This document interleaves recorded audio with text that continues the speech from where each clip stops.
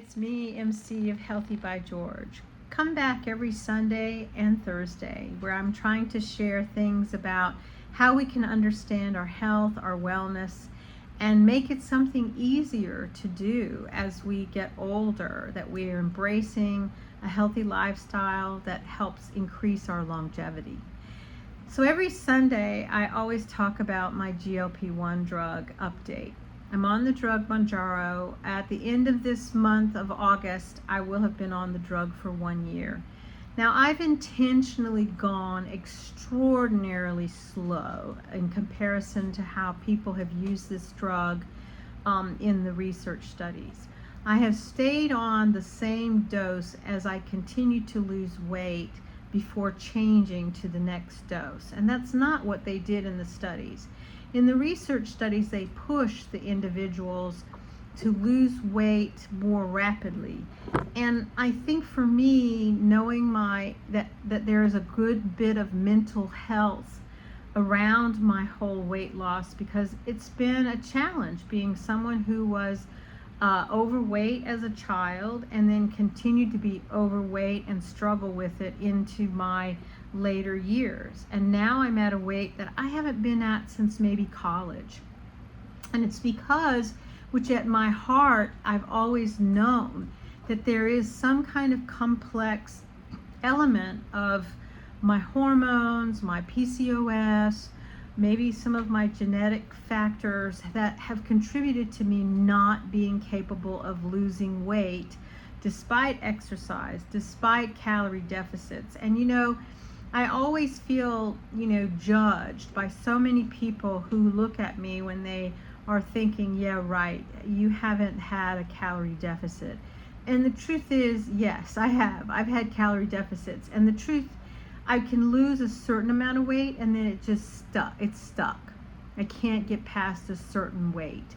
And so what I'm hopeful about with this GLP-1 drug is that somehow I can reestablish a new set point where my body will feel a comfort because I've gone slow, I've been intentional, I'm increasing my protein, I'm being very mindful about the kinds of food I'm eating and not just the quantity of calories.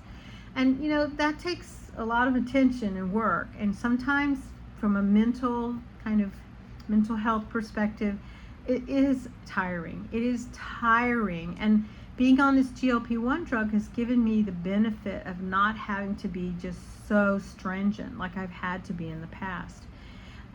It allows me to have, some little bit of carbohydrates before when I couldn't have any.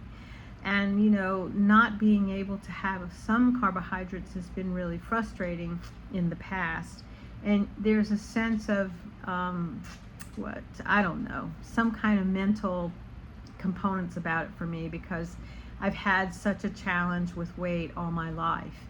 I think that it's almost impossible if you're someone who's been historically overweight since you were a child. The stigma, the bullying, the teasing, the challenges of finding clothing that you feel attractive in, being told by people how much more beautiful you would be if you were thinner, or how much better you would be, or hireable you would be, or insurable you would be if you were thinner.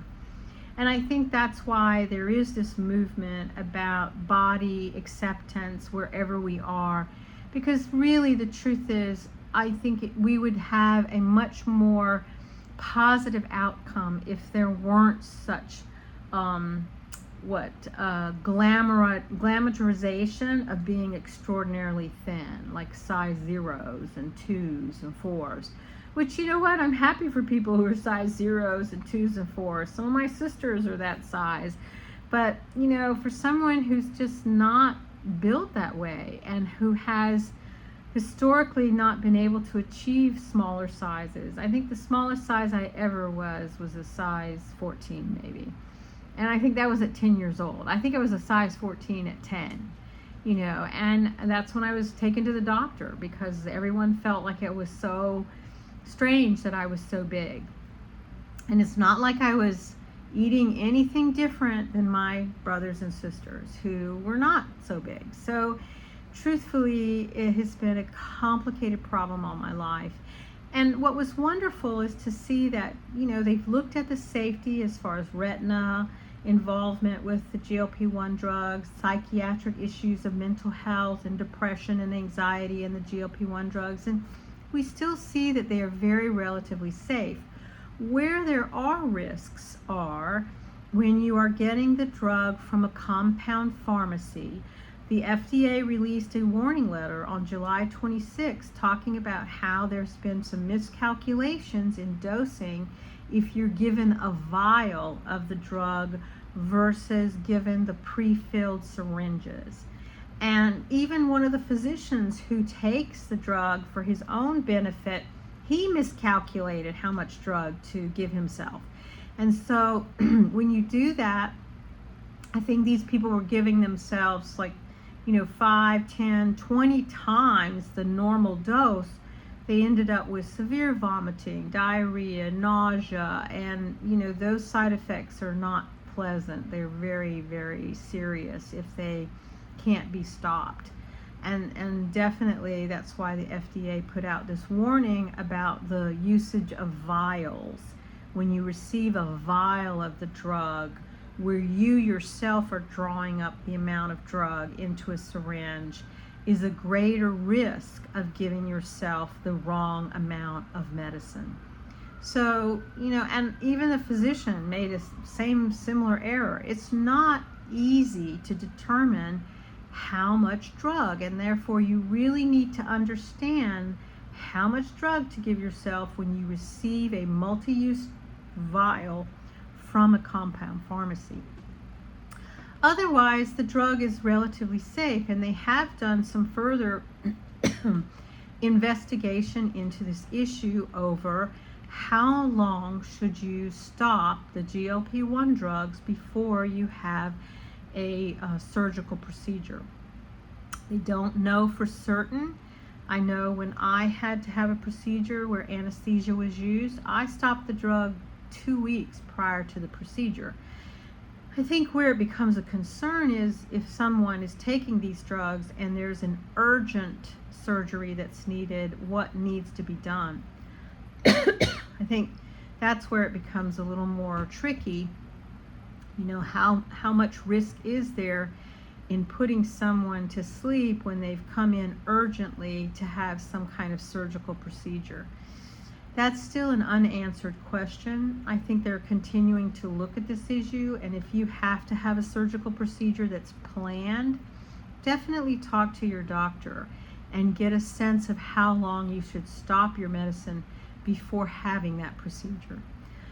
Otherwise, excuse me, I feel like I'm doing great. I've lost weight. I'm over the fatigue and kind of PCOS symptoms that I was having.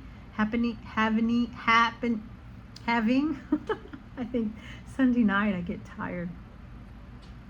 Yeah, I had some terrible fatigue for 2 weekends in a row, and I know it's due to a hormonal disruption.